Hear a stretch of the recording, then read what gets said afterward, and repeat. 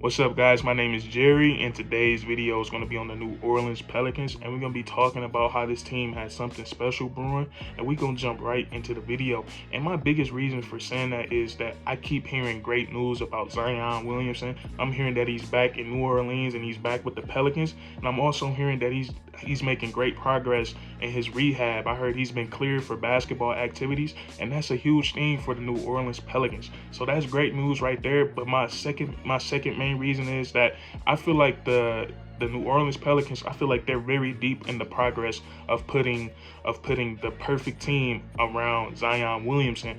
And I think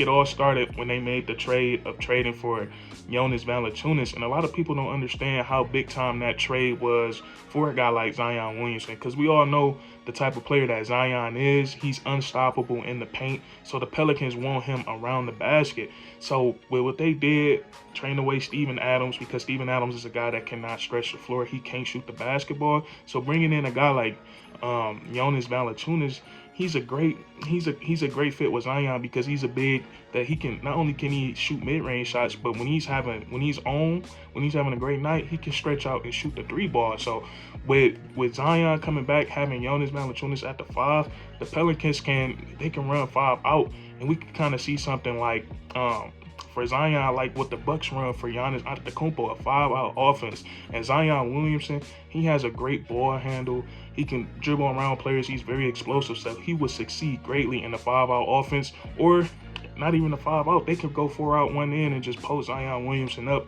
and it's going to take a double team to stop him. So the 3 balls are going to open up, and they don't have nothing but shooters around him. So, Jonas Valanciunas, he was a great. I feel like I love that trade that the Pelicans made for him, because he's a guy that can stretch the floor, but he still do all the other things that a big can do. He can still post up. He got a bunch of post moves. He's good around the basket, and then he's a great rebounder, one of the best rebounders in the league. So that's that.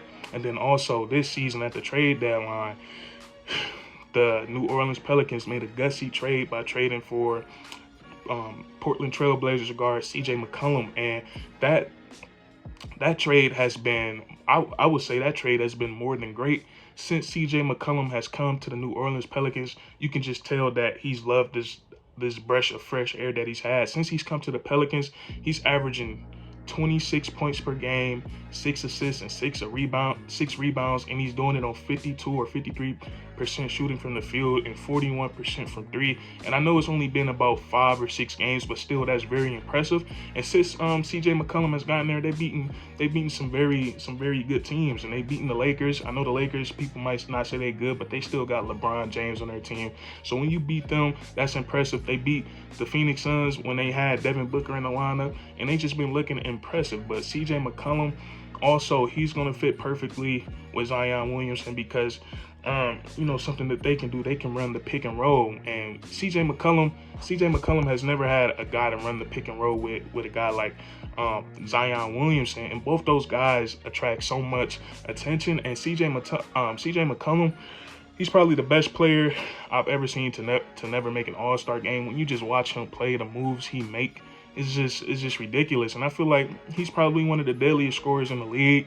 And then Zion Williamson, one of the deadliest slashers in this league.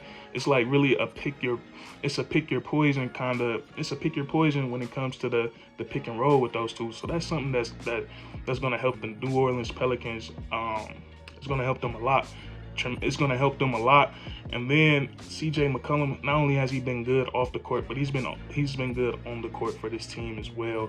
He's been he's been a great leader. He's bringing his experience to the locker room, and he's helping his team make a very good playoff push. I'm really excited to see those guys together.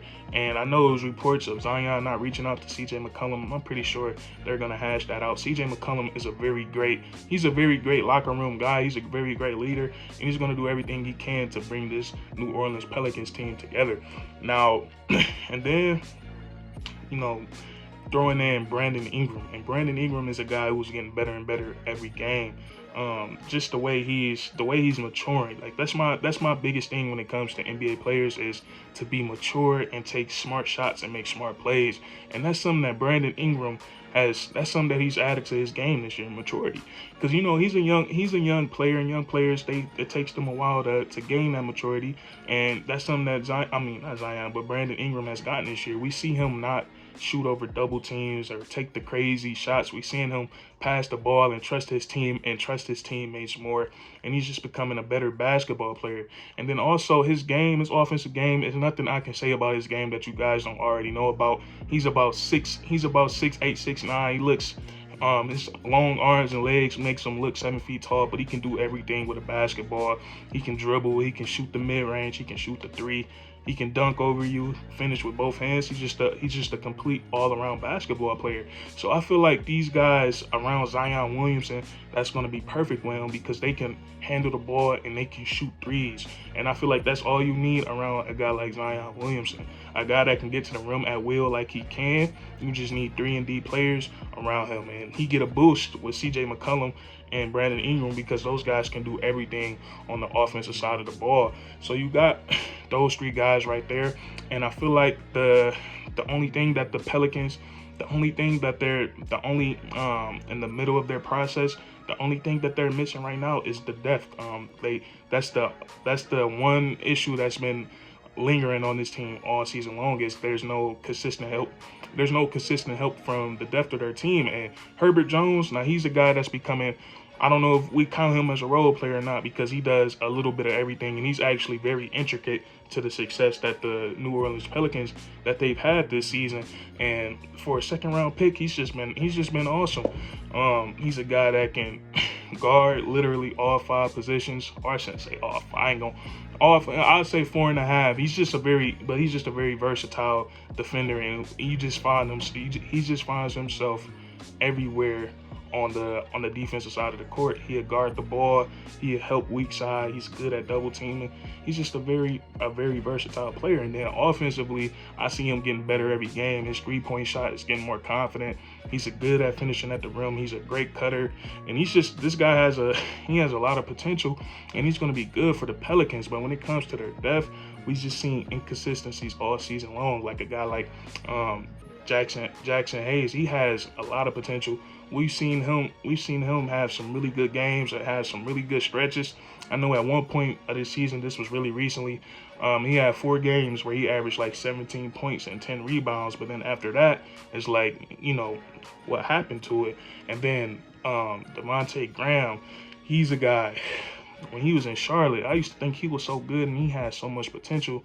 And I don't know what's really happened to him. I don't know if his confidence was, I don't know if his confidence has been hurt because he lost out in that Charlotte battle when it came to the guards, because you guys know they had 3 guards in Charlotte with Devontae Graham, Terry Rozier, and LaMelo Ball. I don't know if that's hurt his confidence, but he's just been really inconsistent all season long. And I thought he was going to be really good for this Pelicans team, because he was showing so much potential in Charlotte, but that just haven't been the case so far this season. And so that's that. So I think the New Orleans Pelicans have done a great job of putting the top of the team together for Zion Williamson. Like, they're going to have a dangerous starting 5 next season. I don't know if Zion is going to return this season. I heard it's very unlikely, but even even next season, like the New Orleans Pelicans are going to be very dangerous. And now they have some time. They have some time to put the depth together. We got a whole off season to go, and we don't know what's going to happen. But I'm really liking what I'm seeing from this team. And I know they had a tough loss to the Nuggets last night, and I think that game was very controversial. We got a little bit of time left, so I feel like Jokic got away the way he was displaying his emotions last night. I thought he should have got a couple of texts that he didn't get. But it was a really fun game to watch. Watching Brandon Ingram and CJ McCollum go to work like that was really special. But the Pelicans, they're looking good, and they don't even have their best players. So that's going to be it for this video. If you guys enjoyed, leave a like, comment down below. Comment down below if you think the Pelicans are doing a great job of building around Zion, and subscribe for more weekly content. We do this all the time, man. And that's curtains.